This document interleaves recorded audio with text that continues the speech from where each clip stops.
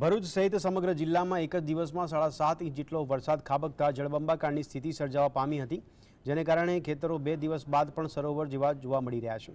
ત્યારે ભરૂચની પૂર્વ પટ્ટી પર આવેલા નિકોરા સહિતના ગામો ઉપરાંત વાલિયા તથા નેત્રંગ તાલુકામાં વરસાદી પાણીએ ખેડૂતોને ભારે આર્થિક ફટકો માર્યો છે। પાણીનો નિકાલ 2 દિવસ બાદ પણ નહીં થતાં ચિંતાતુર બનેલા ધરતીપુત્રો આર્થિક સહાયની સરકાર પાસે આશા લગાવી રહ્યા છે।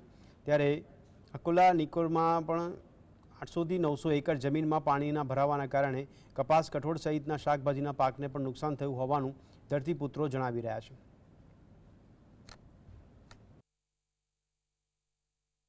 એમાં એ ભાઈએ 2500 રૂપિયાનું બિયારણ નાખ્યું છે સંકેતનું, જે મળતું જ નથી એમ માર્કેટમાં જોવા જાય તો। અને ત્યાર પછી 2 વાર એમને નિંદામણનો, ખાતરનો આ તે બધો ખર્ચો કર્યો છે। ત્યાર પછી આ વરસાદ પડવાથી અને અહીંયા પાણીનો નિકાલ ના હોવાથી જે ખેડૂતોએ જે પોતાનો પાક વાવેલ છે એ ખેતરોમાં પાણી ભરાઈ જવાનું ધ્યાન ઉપર આવેલું, તો અમે ગામવાર સર્વે કરાવ્યો।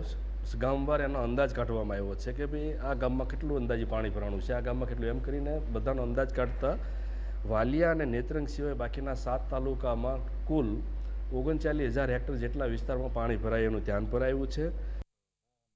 હાલત તો એવી થઈ છે કે વરસાદનું પાણી બહુ પડ્યું છે ને નુકસાની બહુ જ થઈ છે।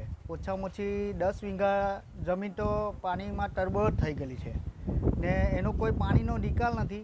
કોઈ નેર ખાધાવાની કોઈ પાણીનો નિકાલનું કંઈ આપે તો કંઈ નિકાલ થાય તો આ નુકસાની અમારે દર ઘડીએ વેઠવી ના પડે।